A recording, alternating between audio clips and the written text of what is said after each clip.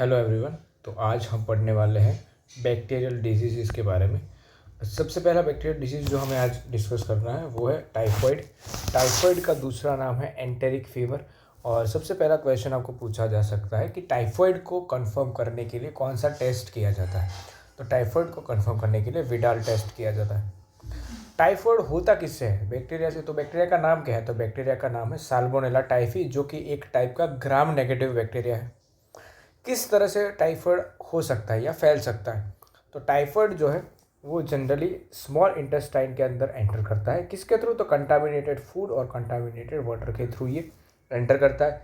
Intestine से ये migrate करता है अदर ऑर्गन्स के अंदर वाया ब्लड।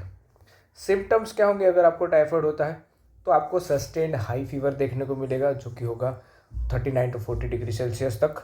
वीकनेस देखने को मिलेगी, स्टमक पेन हो सकता है, कॉन्स्टिपेशन हो सकता है, हेडेक और भूख भी नहीं लग सकती, लॉस ऑफ एपेटाइट।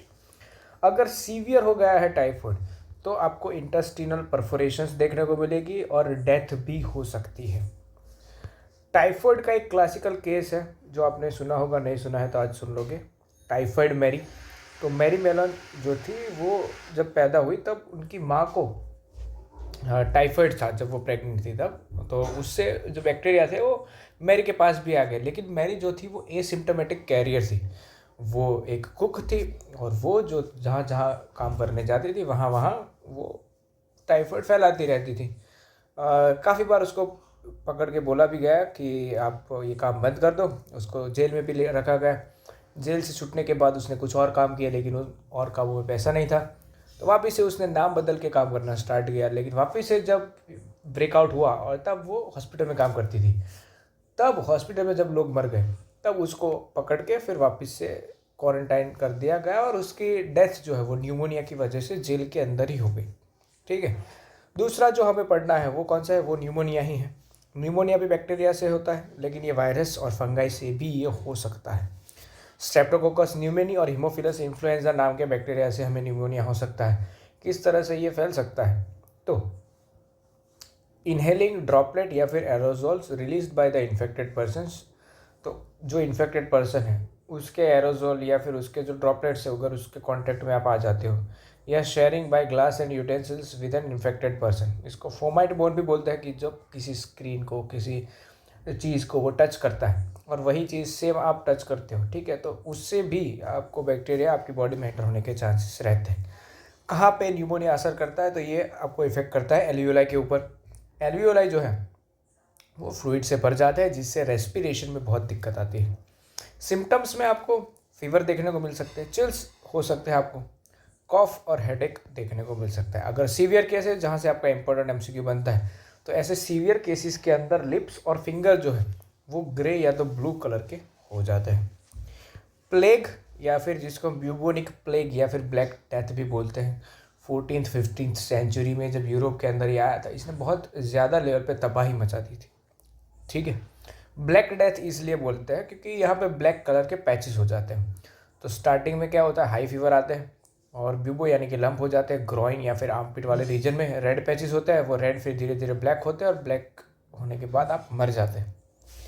यर्सिना पेस्टिस नाम के बैक्टीरिया से होने वाला ये प्लेग जो है, उसका जो प्राइमरी, ये किसको होता है प्लेग? तो प्राइमरी ये होता है रोडेंट्स को। जैसे कि आप समझ लो चूहों को ये जल्दी होता है, लेकिन चूहों से ये इंसानों को कैसे हुआ? तो ये हुआ एक्सीडेंटल होस्ट, जो कि है जिनोप्सिला, जिसको हम रेड फ्ली भी बोलते हैं। तो ये रेड फ्ली वेक्टर थी और ये इस इंसानों के कांटेक्ट में आने से ये कहाँ आ गए? हमारे कांटेक्ट में आ गए और फिर ब्लैक डेथ देखने को मिला। तो बहुत ज़्यादा पॉपुलेशन वाइड आउट हो चुकी थी यूरोप के अंदर। ब्लैक डेथ इसको बोला गया है, इसको प्लेग या फिर ब्यूबोनिक प्लेग भी हम बोलते हैं। उसके बाद अगला है हमारे पास कॉलेरा। कॉलेरा होता है विब्रियो कॉलेरी नाम के बैक्टीरिया से। कंटामिनेटेड फूड और कंटामिनेटेड वाटर के थ्रू ये फैल सकता है।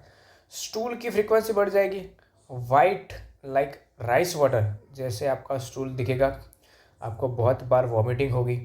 लार्ज क्वांटिटी ऑफ फ्लूइड और सॉल्ट जो है वो रैपिडली लॉस्ट हो जाएगी। तो इसको रिप्लेनिश करने के लिए ओआरएस की सलाह दी जाती है। ओआरएस यानी कि ओरल रिहाइड्रेशन सॉल्यूशन। तो ओरल रिहाइड्रेशन थेरेपी यानी कि ओरल रिहाइड्रेशन सॉल्यूशन आपको देने का काम किया जाएगा। आखिरी है डिप्थेरिया। डिप्थेरिया होता है कॉर्नी बैक्टीरियम डिप्थेरी से। कंटामिनेटेड जो पर्सन होता है वही एरोजोल्स आपके कांटेक्ट में आता है, तो ये इन्फेक्शियस डिजीज़ की कैटेगरी में ये लाई करता है। यूजुअली अफेक्ट करता है चिल्ड्रन अप टू 5 ईयर्स, और थ्रोट में सोर थ्रोट हो जाता है, चिल्स होते हैं, mild fever, vomiting, headache. Throat और टॉन्सिल्स में एक ग्रे कलर की मेम्ब्रेन बन जाती है जो कि नीचे की ओर स्प्रेड करती है। गले में खराश होती है जिसको हम बोलते हैं हॉर्सनेस, एंड सांस लेने में भी दिक्कत आती है। इससे बचने के लिए डीपीटी वैक्सीन दी जाती है बच्चों को, जो कि पहले मतलब बर्थ से 6 हफ्ते तक आपको ले लेनी होती है। ठीक है, तो ये थे हमारे बैक्टीरियल डिजीज़। नेक्स्ट क्लास में हम स्टडी करेंगे वायरल डिजीज़ के बारे में।